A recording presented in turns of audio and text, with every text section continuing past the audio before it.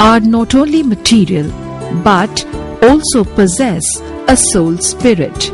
Education today needs a broader, bolder definition to be seen in more human than material terms, to draw out the best in human nobility and to prepare socially conscious world citizens. City Montessori School, the world's largest city school in terms of number of students enrolled as per the Guinness Book of World Records, teaches universal values common to all religions and people through addressing three realities of a child, that is, material, human and divine. Through its 32 international events, students have ample opportunities to interact with their peer groups from around the globe, as well as provide guidance, leadership to parents and society at large. One such highly contextual international program is the International Interfaith Conference in promoting interfaith dialogue in multi-religious communities, organized by City Montessori School, Ashrafabad campus. Large number of international and national delegates from diverse yet interrelated fields like religious leaders, jurists, educators, research scholars, professionals, social workers and students arrived at the CMS World Unity Convention Center for this International Interfaith Conference.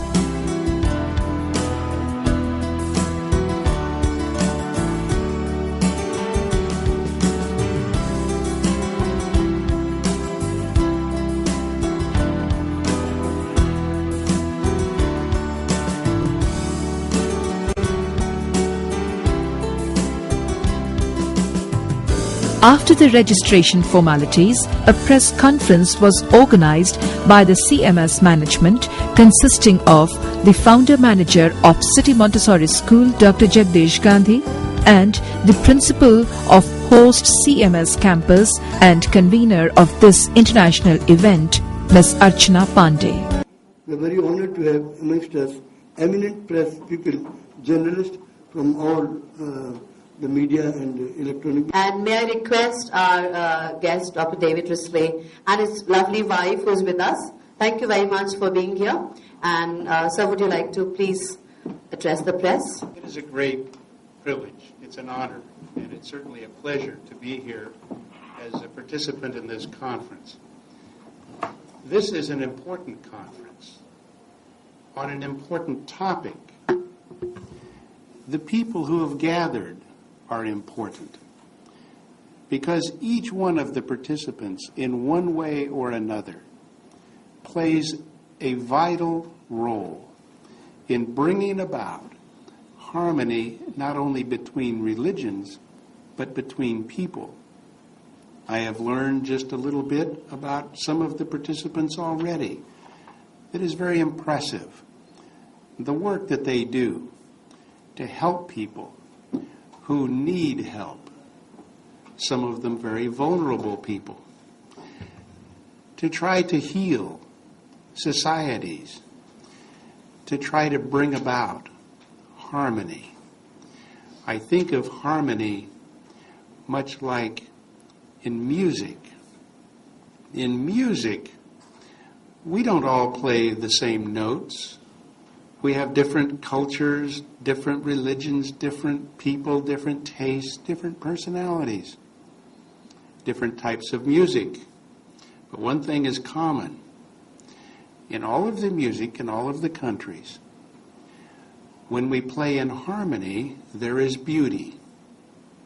And it is enjoyable. And it lifts people.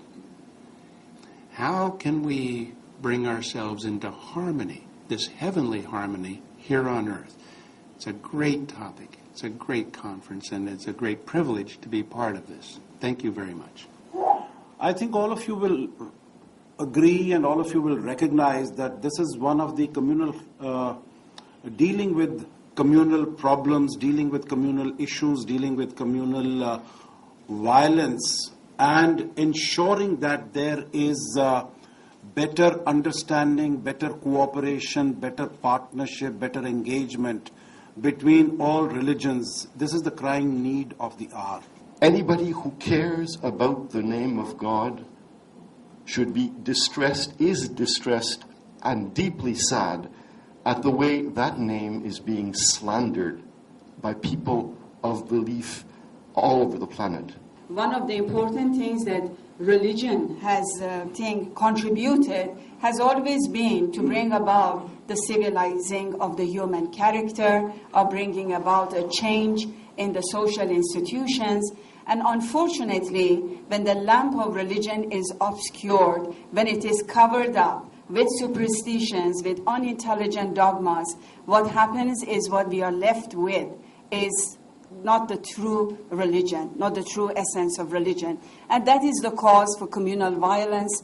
That is the cause for persecution of people, whether it is in Iraq or in Iran. The conference opened with a grand inauguration by the chief guest, Speaker of the Uttar Pradesh Legislative Assembly, Shri Mata Prasad Pandey. Welcome our chief guest to the 5th International Interfaith Conference.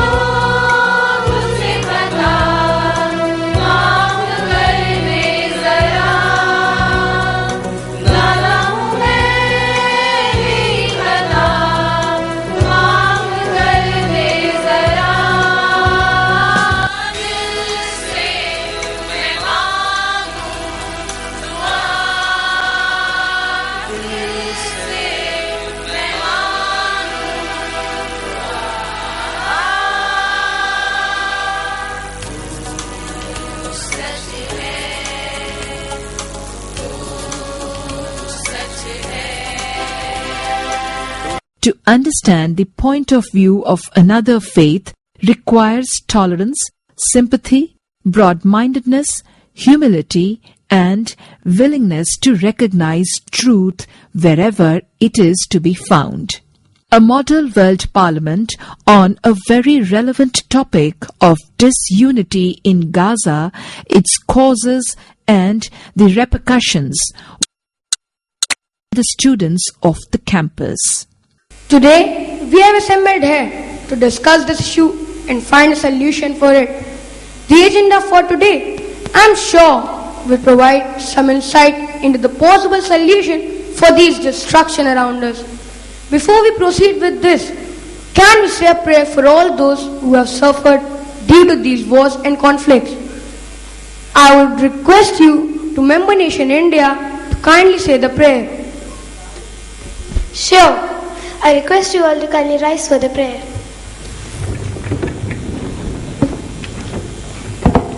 Lord God, no one is a stranger for you, and no one is ever far from your loving care. In your kindness, watch over refugees and victims of war, those separated from their loved ones, young people who are lost, and those who have left home or run away from home.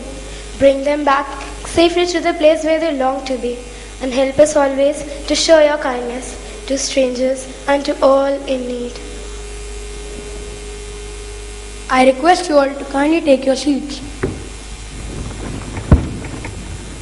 I am sure all of you will agree that not everything is right with the education system. Schools need to impart an education which is divine and touches the heart.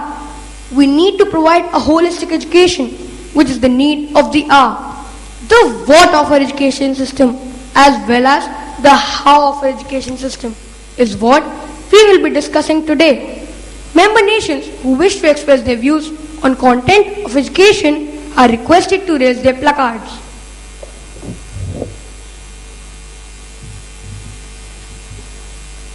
Yes, Member Nation UK, you are recognized and you may take the floor. Thank you, sir. School has to impart an education which is unique and which illumines the divinity in the child from within.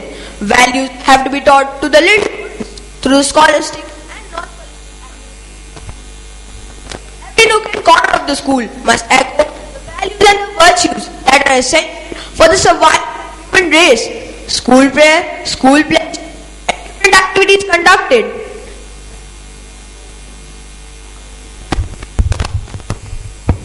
Events taking place should all try to create opportunities for each and every child for the maximum interaction between the different groups of people to widen the horizon of a child and try to make him a good citizen of the world.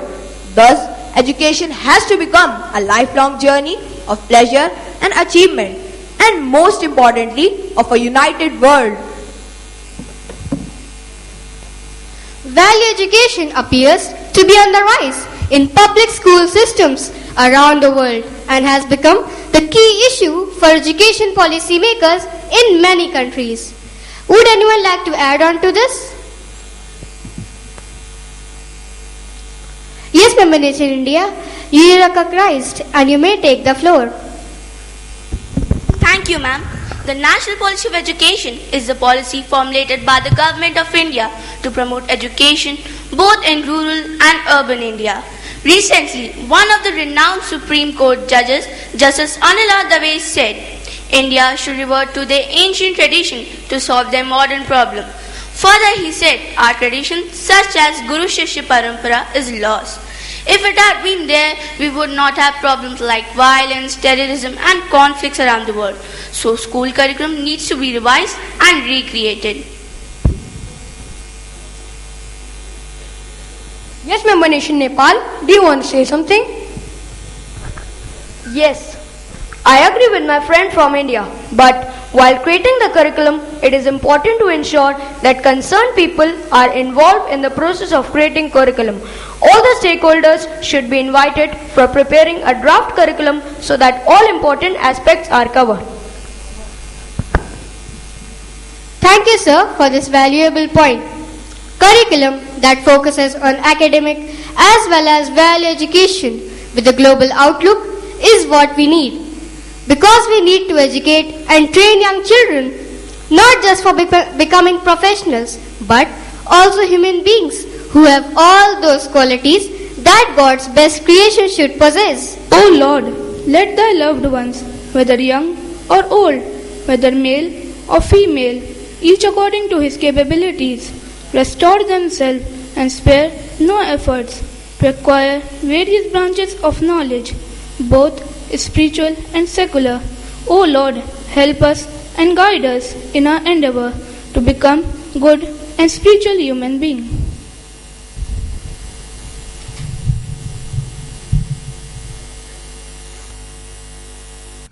The convener of the conference, Ms. Archana Pandey, welcoming all her eminent guests, said, Interfaith dialogue, why? This might be a question in everybody's mind.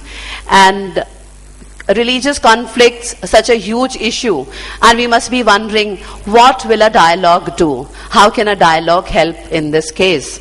If dialogues were so effective, there wouldn't have been family breakups. Husband and wives would have had a dialogue and sorted out their problems. If dialogues were very effective, there would not have been killings in the families on the matter of property and the honor killings. So can dialogue be this effective? Then we can handle issues like communal conflicts. Well, but then when we go and play cricket, we don't win every time. Have we stopped playing cricket? No. So through interfaith dialogue, if we are trying to understand each other, come together on the dialogue table to know each other better, respect each other with our differences, why not? Why not make an attempt? It may take little longer, but at least from somewhere, some efforts will start. And then, like Miss Savita from Brahma Kumaris, she was saying yesterday, that I radiate all the positive energy. Each one of us, we radiate the energy. So if we radiate negative energies, there would be negative energy around us. So if each one of us come up with some positive attitude on the interfaith dialogue table, and such collective energy, the synergy will definitely have some kind of impact on the minds, hearts and souls of everyone. Dr. Jagdish Gandhi, respected founder manager of CMS, to kindly introduce and welcome our chief guest and say a few lines on the objectives of this conference. Let us please put our hands together to welcome on stage Dr. Jagdish Gandhi, the founder manager of City Montessori School. प्रिय मित्रों, हमारे मुख्य अतिथि परम आदरणीय Shri Mata Prasad Pandey ji speaker Uttar Pradesh विधानसभा का स्वागत करते हुए हमें असीम प्रसन्नता की अनुभूति हो रही है। आदरणीय पांडे जी शिक्षा के क्षेत्र में अनमोल योगदान उनका रहा है, इसलिए उनके योगदान के बारे में मैं एक दो चीजें बताना चाहूंगा। आप 2 इंटर कॉलेजों के प्रबंधक हैं। इसके पूर्व गोविंद वल्लभ पंत कृषि विश्वविद्यालय यूनिवर्सिटी के, एग्रीकल्चरल यूनिवर्सिटी के और पंतनगर नरेंद्र आचार्य देव कृषि औद्योगिक इंडस्ट्रियल इंस्टीट्यूट विश्वविद्यालय यूनिवर्सिटी के और फैजाबाद तथा संपूर्ण विश्वविद्यालय यूनिवर्सिटी वाराणसी के गवर्निंग बॉडी के सदस्य रह चुके हैं। आदरणीय पांडे जी ने अपने सार्वजनिक जीवन में समाज के गरीब और पीड़ित वर्गों का मुख्य ध्यान रखा है। उनके हित में बहुत महत्वपूर्ण कार्य संपादित किए हैं। उन्होंने कृषकों, भूमिहीनों और ग्रामीण जनता की विशेष रूप से सहायता की है। कॉमनवेल्थ पार्लियामेंट्री एसोसिएशन के यूपी चैप्टर के तत्वावधान में माननीय पांडे जी ने 21 विधानसभा सदस्यों के दल के नेतृत्व करते हुए रूस, स्पेन, डेनमार्क, फ्रांस, इंग्लैंड आदि देशों के संवैधानिक और संसदीय परंपराओं का अध्ययन करने के लिए दौरा किया है। उन्होंने कॉमनवेल्थ पार्लियामेंट्री एसोसिएशन के कनाडा में आयोजित 50वें सम्मेलन में भाग लिया। उन्होंने थाईलैंड, जापान, अमेरिका आदि अनेक देशों का दौरा किया है। हमें आपके आगमन पर हम अनुग्रहित हैं और इस 14वीं इस सम्मेलन में जो हमारा 6ठा अंतर्राष्ट्रीय सम्मेलन है, धार्मिक सम्मेलन है, धार्मिक सद्भावना सम्मेलन, इसमें मुख्य अतिथि के रूप में पधारने के लिए हम उनका हार्दिक स्वागत और अभिनंदन करते हैं। We have to come closer to each other. There is a lot of tensions among the religious people and they are all unfounded. There is no need absolutely for all these religious strifes and distances. They are all man-made, and when my time will come, I will speak about it. My time is fixed up, and so I will speak then. I just say we have to come closer to each other. We have to understand each other, love each other. We are a member of a family. This family is the creation of one God. God has created this family of globe. The entire globe belongs to God. He is our Father in heaven, and we are all children of God. We, the people who are living in this world, they are all children of one God. We are brothers and sisters, and all the religions say the same thing. All the religions say the same thing, that the basic purpose of all the religion is to safeguard the interest and promote the unity of the human race and to foster the spirit of love and fellowship amongst men. So there is no need to differentiate from one religion to another, because the basic purpose of all the religion is to unite the people and to come closer to each other. This is the basic purpose. So all these differences that we have amongst us are based on our ignorance about the religion, the ignorance about the purpose of God.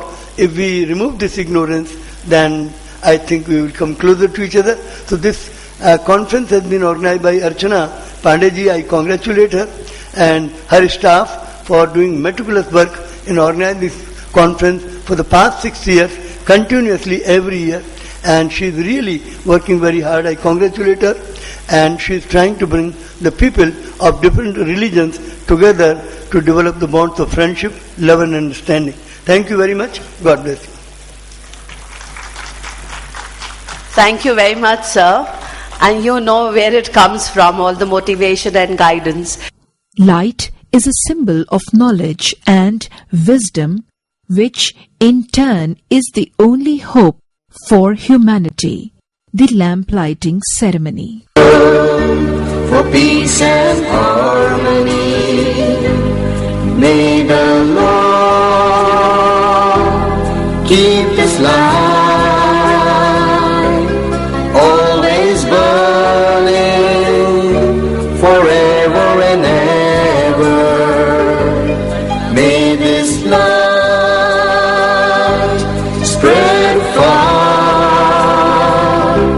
all over the world for peace and harmony. CMS, through All Religions Prayer, World Peace Prayer, Prayer Dance, and Divine Education Conferences, has been sensitizing students towards a profound wisdom of God is one, religion is one, and mankind is one. Here is the unveiling ceremony of the Interfaith logo. I hereby declare the 5th International Interfaith Conference open.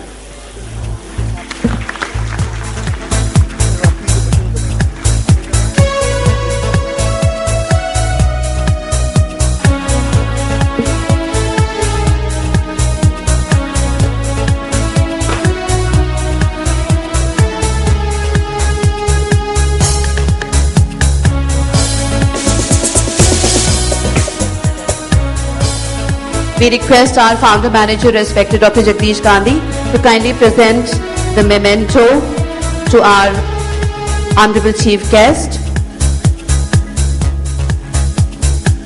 Thank you very much, sir.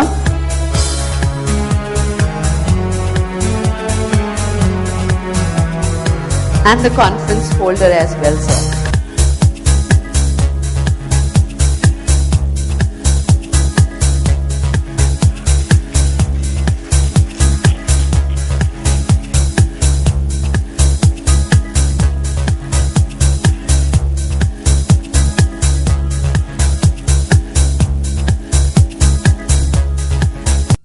Here is a glimpse of a small educational cultural program, the Prayer Dance.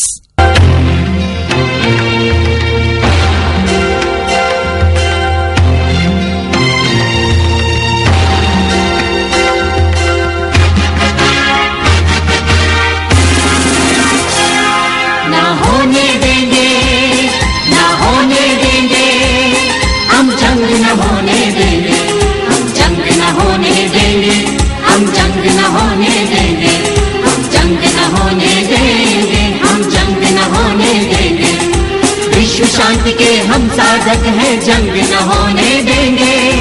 विश्व शांति के हम साधक हैं, जंग न होने देंगे, ना होने देंगे, ना होने देंगे, हम जंग न होने देंगे, हम जंग न होने देंगे, हम जंग न होने देंगे, हम जंग न होने देंगे, हम जंग न होने देंगे।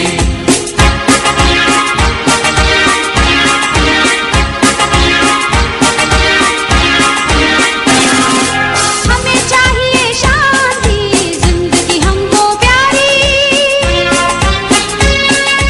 हमें चाहिए शांति, सृजन की है तैयारी, सृजन की है तैयारी। हमने छेड़ी जंग भूख से बीमारी से, हमने छेड़ी जंग भूख से बीमारी से। आगे आकर हाथ बटाए दुनिया सारी, आगे आकर हाथ बटाए दुनिया सारी। हरी भरी धरती को खूनी रंग न लेने देंगे, हरी भरी धरती को खूनी रंग न लेने देंगे, ना होने देंगे, ना होने देंगे, हम जंग न होने देंगे, हम जंग न होने देंगे, हम जंग न होने देंगे, हम जंग न होने देंगे, हम जंग न होने देंगे। विश्व शांति के हम साधक हैं, जंग न होने देंगे। विश्व शांति के हम साधक हैं, जंग न होने देंगे, ना होने देंगे, ना होने देंगे, ना होने देंगे। हम जंग न होने देंगे।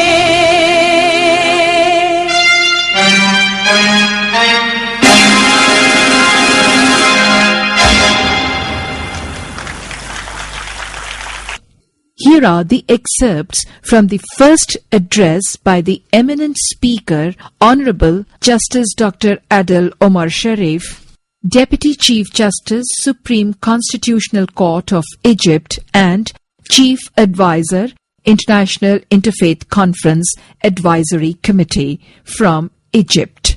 City Montessori School not only imparts education of subjects, but takes care of the human and divine aspects of one's existence, and their education is not confined to the student, but parents and even members of the judiciary who have been the proud recipient of many of the message that this school wishes to convey to the larger community for creating a better world.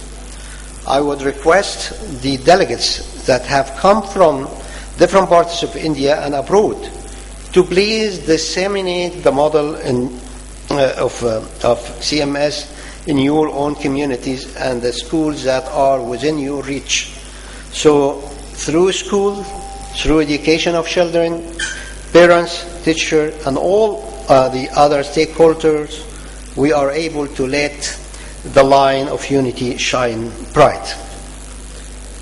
Ladies and gentlemen, I would like to close my address with a beautiful quote by Albert Einstein, who one day said, "True religion is real, living with all one's soul, with all one's goodness and righteousness." End of quote. Let us together spread this education of religion. Once again, I thank the founder of City Montessori School for giving us all this great opportunity to speak, listen, interact, and reflect upon the issues that need everyone's attention. Thank you very much, and God bless you all. Excerpts from an interactive session with the audience, the opinion poll. We want to know what group thinks like. So within the group, when you have 5 or 6 sitting together, when you see a question displayed here, you get 30 seconds to discuss amongst yourself your view, and then there would be options 1, 2, A, B, C. So it says religion is, according to the group or the person, static in nature, progressive in nature, not sure.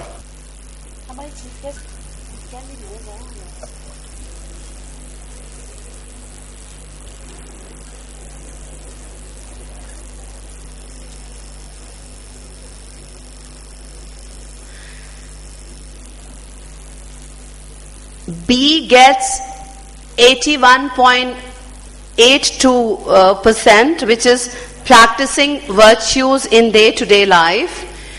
And option C, being God-fearing, gets 12.12. Chief guest, Honorable Mr. Mata Prasad Pandey said, ये धर्म संसद का आयोजन माननीय गांधी जी पिछले कई वर्षों से कर रहे हैं। इसके माध्यम से हमें जो विभिन्न धर्मों के बीच समन्वय और सद्भावना की प्रेरणा मिलती है, उससे हमको आगे बढ़ने का भी अवसर मिलता है। धर्म मनुष्य को अच्छाई के लिए प्रेरित करती है, अच्छा करने के लिए प्रेरित करती है, राजनीति बुराई से लड़ने के लिए प्रेरित करती है। धर्म मानव जीवन के उत्थान के लिए उसके आंतरिक प्रेरणा का स्रोत है, और अगर इसको अलग कर दिया जाए तो मानव जीवन में बहुत बड़ी कमी आ जाएगी। सभी धर्म मानव जीवन के उत्थान की, उसके जीवन की शुद्धि की प्रेरणा देते हैं, संदेश देते हैं। आपस में सभी धर्मों का एक ही लक्ष्य है, ईश्वर तक पहुंचना, गॉड तक पहुंचना, अल्लाह तक पहुंचना।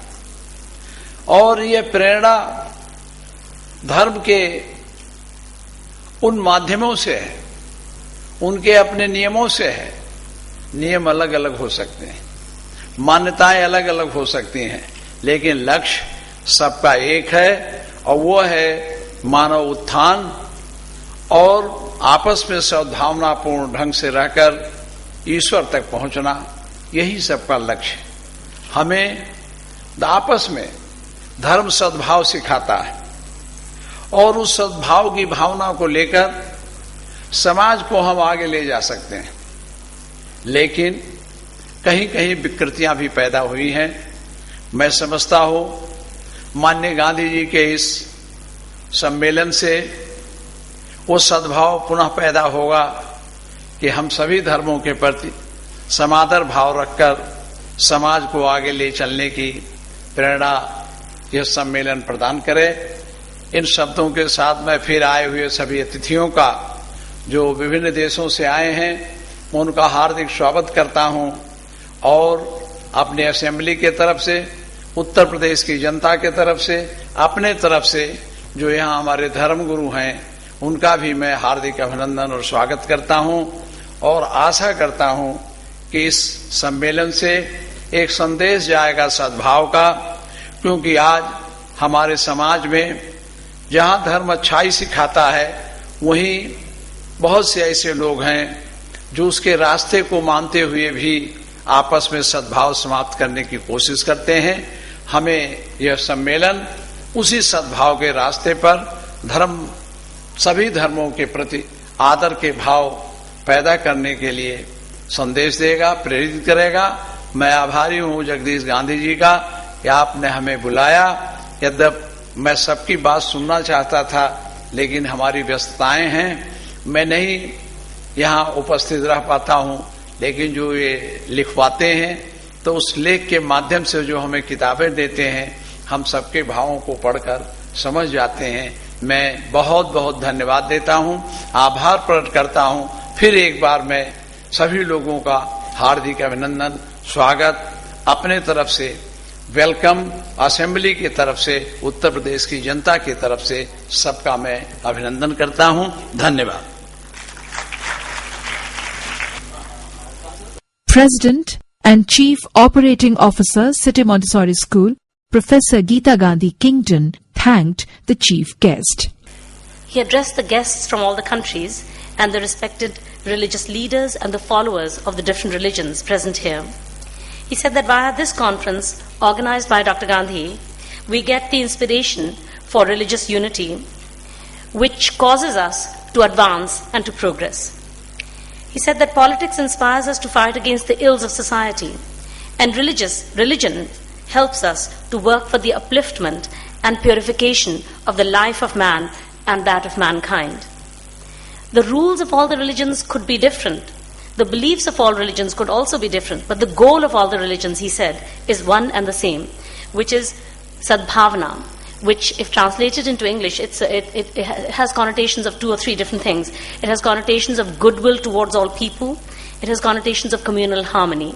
This is what religion, the goal of all the religions is, despite their diversity, apparent diversity of their approaches and the apparent diversity of their beliefs and their rules. There is a spiritual world around us of which we should be aware. The true value of spirituality is that it points to the fact that there is something and someone beyond this physical world to which we need to connect. Interactive session with the religious leaders. Father Thomas, if you will answer this question, do you feel you would like to answer this question as to whether religion is progressive in nature? That's what, now one doesn't know very well whether this particular question was answered with reality. We know in our life, people have a different type of nature, but we should have a correct way about the religion. The religion, the word is misinterpreting this world because of many kinds of problems. But we have to give some particular ideology in our mind. So what I think religion is a progressive in nature. Thank you. Would you like to respond to that? It's one of the cardinal principles of the Baha'i faith, which emphasizes the three onenesses: the oneness of God, the oneness of human beings, and the oneness of religion. In order to understand this concept, it is important to realize that the Baha'i faith believes that the foundation of all religions is one, and it believes in the progressive nature of religion. That in order for religion to be relevant to the life of people, at individual level, at the level of institutions, communities, at the level of society, it is important for religion to have that progressive nature. Therefore, as Baha'is, we understand and we believe that, as in the words of Baha'u'llah, he says, this is the changeless fate of God, eternal in the past, eternal in the future. So as Baha'is, we postulate, we accept, we practice this principle that there is no finality in religion and there is no exclusivity in religion. About the Buddhism, that is the code. Code means law. So you have to follow in the system as a code, what we called in the Tripitaka and the Pali language, that is the Vinaya. So for the lay persons, like the men and women, they have to follow the 5 precepts, Panchasheel. When you are going to ordain, like a monk or a Shramana for temporarily, then you have to follow the 10 precepts. What we are the monk, here you have seen as a group, so they have to follow 227 codes. And for the women, there are 311 code means the विनय. तो ये विनय के अनुसार हम लोगों को काम करना होता है. और जैसा अभी गांधी जी ने भी दिखाया अपने पोस्टर में बहुत अच्छी तरह से, तो उसमें अगर कोई व्यक्ति किसी नियम के अनुसार बंधा हुआ है तो ऐसा मान के चले हम लोग कि बहुत ही अच्छा प्रोग्रेसिव होगा. और ये जो आपने उत्तर दिया 85% आई थिंक जो डिस्टिंक्शन दी जाती है, तो शायद इसीलिए 85% आप सभी पूरे इस हॉल में उत्तर आया. जी, मुझे लगता है कि 85 कम है, इसको 100% बोलना चाहिए.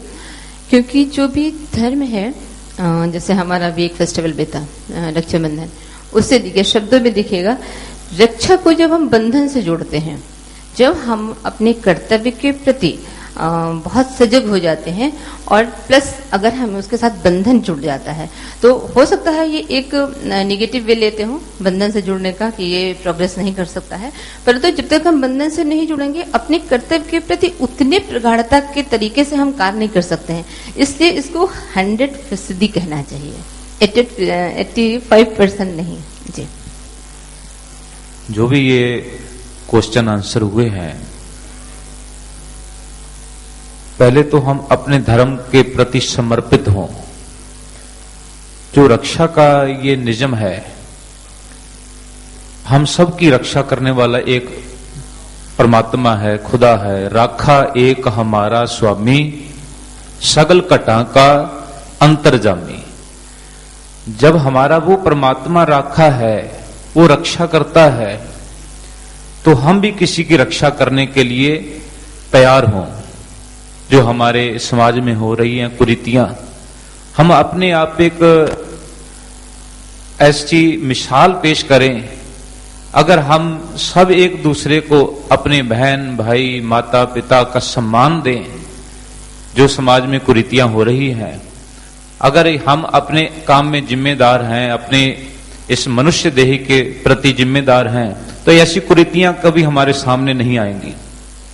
केवल बंधन बांधने से या रक्षा ये राखी बांधने से हमारा देश नहीं सुधरेगा. हम अपने आप पे पूरे एक जिम्मेदारी से काम करें, तब हमारी ये रक्षा बंधन, ये धार्मिक त्योहार जो हैं वो सफल हो सकते हैं. इसीलिए जो भी समाज में हम कुरीतियां कर रहे हैं, इनसे हम तौबा करें और अपने धर्म के प्रति किसी भी धर्म के साथ हम संबंध रखते हैं, जिम्मेदारी से निभाएं, तो हमारा सारा जीवन ये सुधर सकता है। Yes, I fully agree that religion is progressive in nature, and as a religion is primarily for the betterment of society.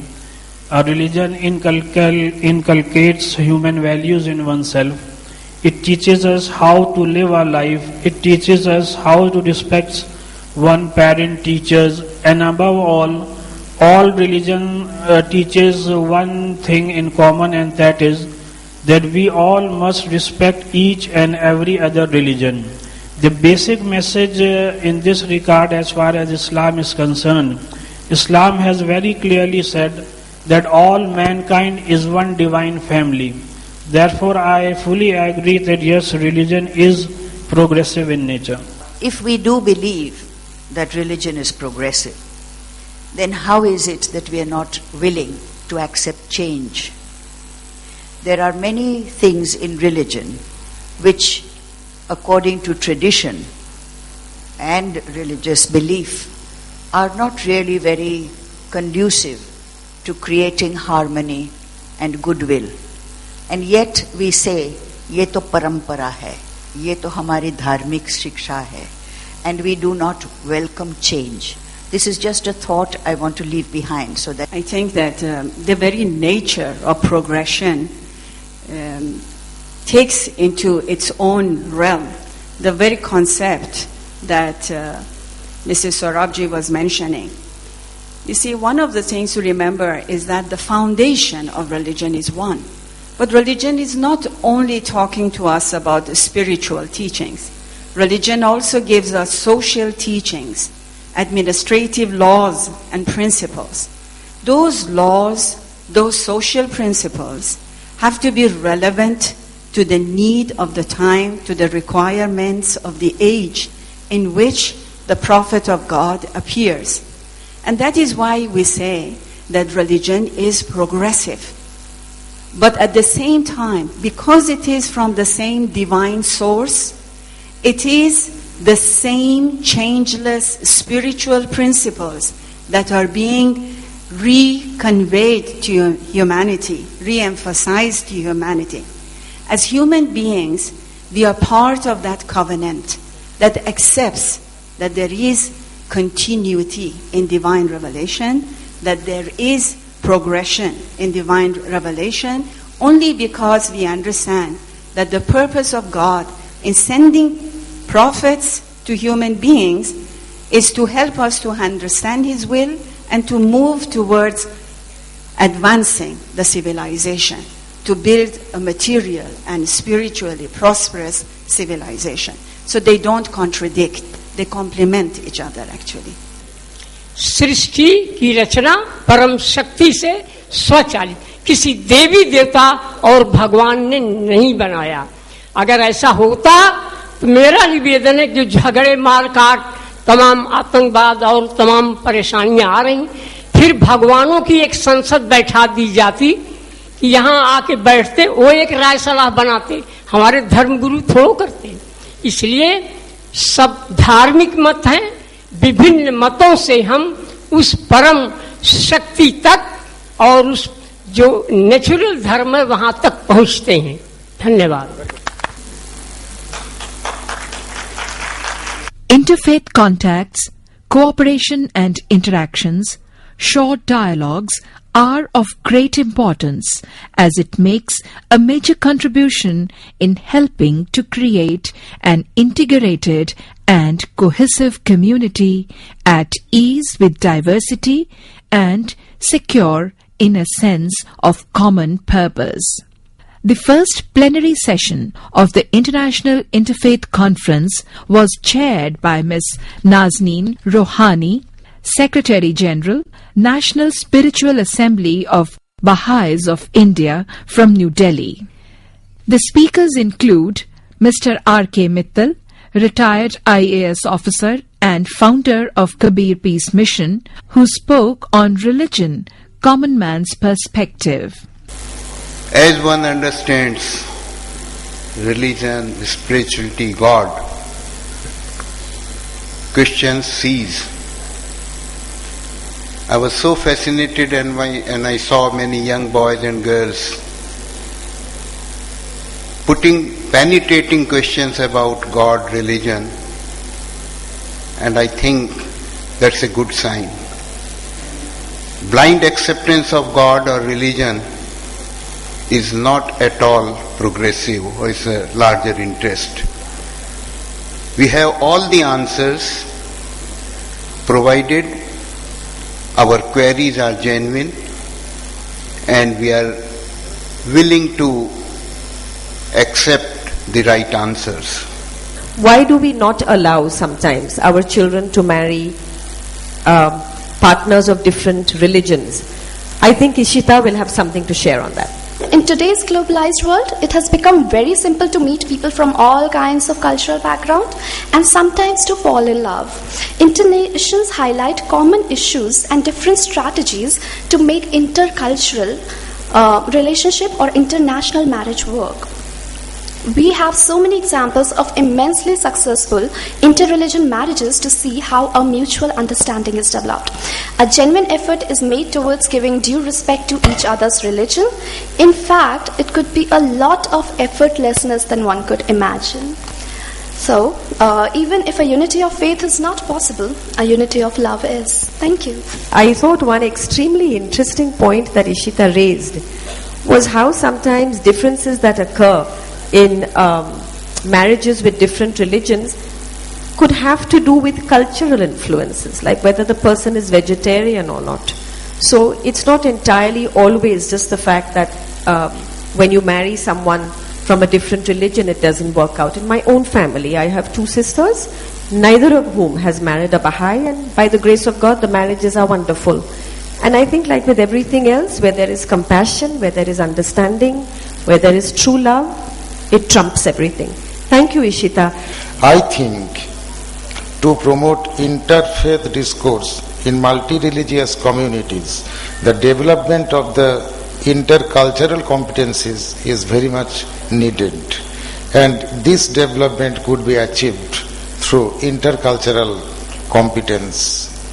And as I am a teacher, educator in West Bengal, and in this discipline I am serving last 22 years, I think there is a vital role of the teachers as well as the students to maintain the peace and harmony and to communicate or to tolerate the people of other culture or other religion. Our last speaker is Deepa Avasthi, and Deepa will be talking to us, rather will be sharing highlights on what is the role of education in promoting interfaith dialogue. In 21st century, we are living in a global village where each of us is connected to other by latest technology and advanced means of communication. In this global village, people from different religion, caste and faith are dwelling together with their own religious values, traditions, cultures, etc. Religious plurality is common nowadays in every society. Religious conflicts are not new to Indian society also. Our country has more diverse social structure as compared to any other country in this world. Our society is not only divided on the basis of religion but also on the basis of caste, subcaste, regionalism and language also. Although we are united by the word Indian and faith in unity lies in our blood, we believe in concept of Vasudhaiva Kutumbakam and Sarv Dharm Sambhav, but at the same time we find several shameful events of religious conflicts in almost all of the parts of country. It is very difficult and it is important to mention here that all Indian citizens, whether belonging to any religion, should live together with harmony and brotherhood, cooperating each other with mutual respect and trust. There are some important reasons to mention here which are responsible for growing tension among different religions and faith, such as lack of education, lack of understanding, lack of mutual respect, lack of tolerance, lack of trust, lack of communication, economic disparities and prejudice. second plenary session was chaired by Mr. David Risley from United States Department of Justice, attaché based in Cairo, Egypt. Our first presenter is the vacant chair to our right, and this is Mr. Anthony Watson. He wanted to be here. He hoped to be here. He planned to be here. He tried to be here. But alas, he is not here. So he sent his presentation by way of video, and so we will begin by listening to that. The general abstract of the panel will be the guiding principle of comparative theology is exploring and enriching one's own theology and practice through the close study of another theological tradition. Now, this invariably leads to a degree of solidarity between traditions. In the same vein, interreligious engagement similarly seeks to create solidarity through joint action, such as actions for peace and social justice, or for the environment. Ambassador Michel D. Salaberry, former Ambassador of Canada, Ministry of Foreign Affairs, spoke on faith, a practice rather than a belief. In a relatively recent publication here in India by Amartya Sen, The Argumentative Indian, there's a delightful book, which I'm only a third of a way through. Sen has this delightful story about his grandfather, who was a great scholar of Hindu texts and customs. And he tells about going to his grandfather when he was a teenager to tell his grandfather that he wasn't interested in belief. And his grandfather told him, well, don't worry, that's okay. You're too young to believe. You will find your way as you grow older. And 20 years or so later, he went back to his grandfather and said, Grandfather, I don't believe. And his grandfather said, don't worry, you belong to the atheistic branch of Hinduism. I think that's absolutely beautiful. So, belief and practice, which I equate with knowledge and life. Belief is knowledge. Belief is how we understand, how we formulate where we are coming from. It can provide a code of behavior. It provides a code of restrictions on what we shouldn't do and obligations. Belief is fixed. Belief concludes a discussion against another position. Belief separates you. Belief depends on its opposites. And in this sense, belief is the real enemy of religion. MS Manavita Singamesetti, PhD candidate, Political Philosophy, Department of Philosophy, spoke on irrecognizable conflict and interreligious dialogue towards building a modern resolution. Gandhi advises that one must dissolve rather than resolve conflicts. Gandhi's approach involves dissolving antagonism with love such that the dialogic process, in its commitment to reach truth, deepens love until the antagonism causing the conflict disappears and only differences remain. In this way, Gandhi's system attempts to carve out a way in which diverse groups within society may coexist without nurturing hostility based on those differences. Indeed, as political philosopher Michael Sandel notes, and I quote, "What matters politically is not so much that you agree with a particular religious community on an issue, but that you speak a language that makes it clear that you are paying attention. respecting and engaging with the moral and spiritual yearnings and energy and aspirations so central to their faith. As a way of concluding, I would like to highlight that moving away from a mainstream liberal approach to and those principles of equality, liberty and respect may prove fruitful in reimagining political values in useful ways. In order to maintain a healthy deliberative ethos in a diverse society regarding these political values, one may adopt Gandhi's moral approach that combines the principles of ahimsa and satya. The Gandhian approach seems especially strong in its ability to respond to irreconcilable conflict. As opposed to the Rawlsian approach that is largely based on the Kantian notion of a universalizability of moral principles, I suggest Gandhi's approach that provides us with a philosophical framework and a new set of moral and political parameters with which a genuine resolution of conflicts can become more than just a theoretical possibility. Thank you. Yes, and we have one of the students who has one question. Yours will be the one question. You represent the whole audience. Wonderful. Do people are ready to believe in one God? We don't know who God is. It's beyond the capacity of human beings to imagine what God is. So, I don't know in what I believe, but I do believe in one God. Religion is one. God is one. Now, the difference between God is one and one God, they're like two different sides of a single coin. Is the world ready for that? I suppose the world needs it too much not to be. And in times of crisis, people tend to believe.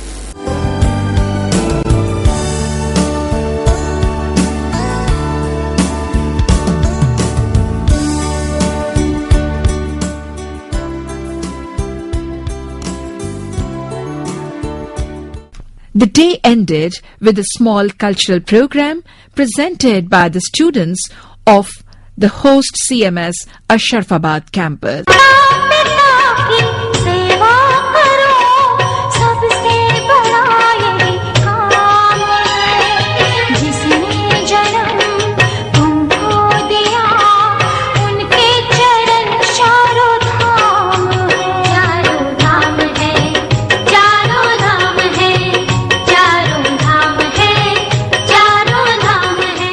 Interfaith contacts, cooperation and interactions, short dialogues are of great importance as it makes a major contribution in helping to create an integrated and cohesive community at ease with diversity and secure in a sense of common purpose.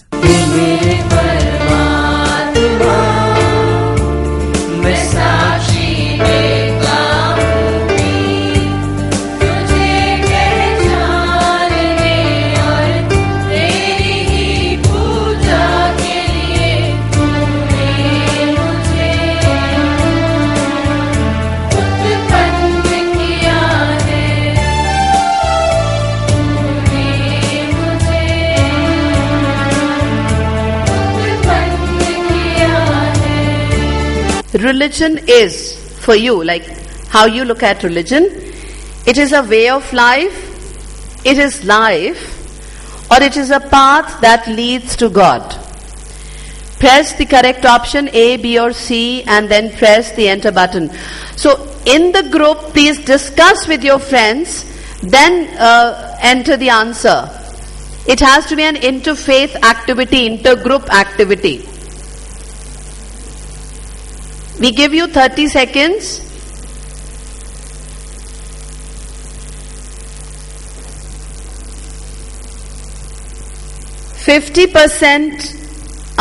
of our friends, they say it is a way of life. 34% friends say it is path that leads to God. Thank you for that opinion. We move on to the next question. There should be freedom to choose one's religion. Yes, no, or maybe? Oh my God. 85% people say yes, there should be freedom to choose one's religion. All the religions really talk about the same thing. They talk about love, they talk about kindness, compassion, generosity. So is it also, meaning of course this is taking rather charitable view of why people do not change their religion. It is that they feel that all religions are the same, and that is why they don't, because all religions preach the same essential values. But I'll leave that question and invite our other panelist, Ms. Zena Sorabji, to respond to this result that we got. I'm very glad that the question was should and not is, because it is true that we like to think that there should be freedom, but in fact there isn't. I know Gita has mentioned about the Declaration of Human Rights, and that it is the human right of an individual to choose for himself or herself what religious path they wish to follow. The Constitution of India also emphasizes on this fact. But it is true that there are people who would like to change and enter another religious fold, but there is fear of social ostracism. There's a fear that people will think that there's something wrong in their head, and why do they want to change? So there is fear. And also I find that recently in the press you hear of these mass reconversions. Someone who has converted to another religion is brought to a mass meeting, and then there is reconversion taking place, or I don't know, maybe it's called some particular name in Hindi, but the fact is that there are these mass reconversions, and people are brought out of fear maybe, or genuine desire to reconvert, one doesn't know. But these are things that are taking place, and therefore there is basically a fear that yes, I would like to, but I'm afraid it's not possible. It requires a very brave and courageous person to say that, well, this is my conscience. It tells me that I must follow this particular path, and so I will follow it. Somebody says, what religion do you follow? I say, I am a Hindu. Other will say, I am a Muslim. The other will say, I am a Christian. Then, do you know Bhagavad Gita? I don't know. Have you heard everything? Have you learned something from Quran Sharif? Or it's too difficult? And I am a Muslim, I am a Christian, I am a this, I am that. But, you should know before you say that I am a Hindu. And when you are a Hindu, you go to the text, original text, the holy book of Hindu religion, and then you find out, are you able to understand it? Do you want to bring it in your behavior? I think this is something, it makes very relevant these days. So I think it's a very good, answer. 85% say yes, we should find our religion. That's true. And I'm very happy about it. Thank you very much. My spontaneous preference was to say that religion is life, because I think religion is the contrary of death. It is the affirmation of life. I think that here there's a big confusion between ought and is. I think people have answered this question when 84% of the respondents have said that my religion gives equal importance to both men and women. I think it is what we wish our religion to give rather than what our religion actually gives. Because there are instances in many of the religions, major religions of India, where there is a hint of lack of equality of men and women. So I think that this is more a reflection of our wishes and what we would like our religion to say rather than what it actually does say. And I think it highlights the importance of moving with the times, having religion gives social teachings that are appropriate for the age in which we live. We always say in our school, what do we say in prayer? How to know God? I don't know. But we always say the purpose of life is to know God. How to know God? They say, my eyes can see, but cannot see Him. My ears hear, but cannot hear Him. My mind comprehends, but cannot comprehend Him. So He is unknowable, unthinkable, in Gita also, and unimaginable. So that, who is like that abstract being, we have to know that abstract being. Through this presentation of memento, a small gift and a shawl to Sir for his contribution since last year and this year to this cause.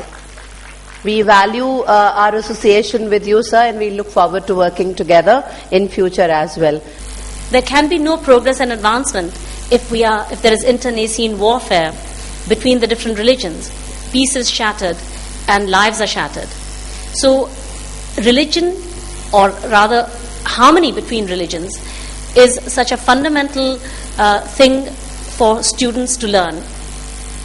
And if we really believe in what we often quote from Mahatma Gandhi, who said that if we want to wage a real war against war, we shall have to begin with the children.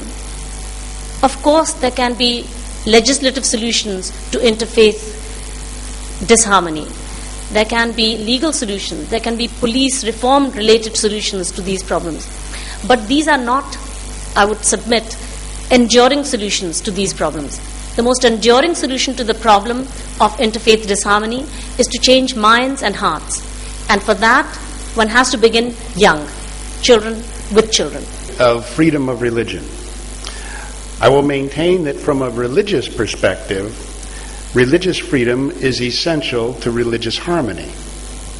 And that from a secular perspective, religious freedom is essential to social and political stability. I will first address the religious foundation for religious freedom, but everything I say from a religious perspective is equally true from a secular perspective, as I think you'll see. First, capacity to choose is an essential characteristic of intelligent existence.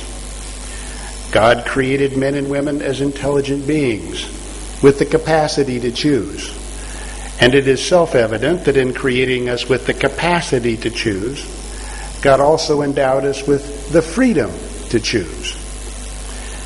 In nothing is our freedom to choose more fundamental to our existence than in matters of belief or disbelief about religion.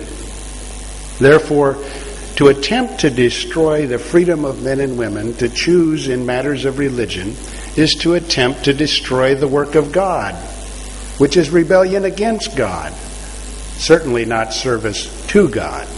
Whenever we look at somebody, whenever look at that person with the physical costume, with that physical appearance, the dress he is wearing, the religion he is following, when we look at that physical appearance, then naturally a division comes. So what is the solution then? Majority of the wars that are taking place in the world, they are mainly taking place in the name of religion. For example, when the attack on the WTC in 2001, September 11th, you may all know why that attack took place on WTC.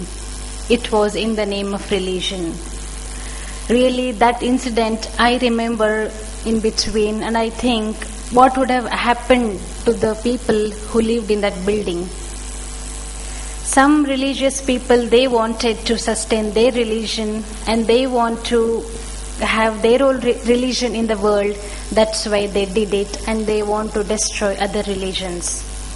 So when I say that you belong to that religion, I can't accept your religion, so I hate it. So I hate you. Fundamentally, we have to remember one thing, that we are the children of one God, that is our self-respect. The term atheism is ambiguous in itself. It really requires a modifier, as in strong atheist, the most common being that of a strong atheist. A common belief among conservative believers is that a person chooses to be an atheist for only one reason. If they were to believe in a God and would need to follow that God's moral code as it has been revealed to humanity. Almost all atheists that we come across assert that they have been forced to become atheists on purely logical grounds. They see no evidence for such beings, and they see many indicators that such beings do not exist. To be true to themselves, they cannot accept the existence of God, just as the average believer cannot accept the existence of countless other gods and goddesses of antiquity. This conference is going to provide a new direction to all of us. How we can go from division of humanity to world unity. How we can go from darkness to light. So, and our role will be a special role in the making this humanity and this planet a very peaceful planet. So, present age is which is known as age of globalization, and also it is age of conflicts, violence and terrorism. And the people who are involved in these activities, they are creating the division of humanity. And if we go, there are four main crises in the global, in 21st century. One is crisis of humanity, which involves people, population, poverty and peace. My speech with this thing, with this statement, the students were asking, what do we need religion? So my dear friends, we do not need religion if we are getting quality education. If we have quality education, we have the right path to find spiritualism. We had the right path to fight with the vices of society prevailing in the present modern society, terrorism, like corruption, like injustice. And these all problems can be solved only if we are providing good education to students. And if you are being a teacher, if you are providing quality education and you are well known about the real meaning of education, you know about the real meaning of life, real meaning of religion, real meaning of spiritualism, and you can lead your children toward the spirituality, to the oneness of humanity, to the oneness of God.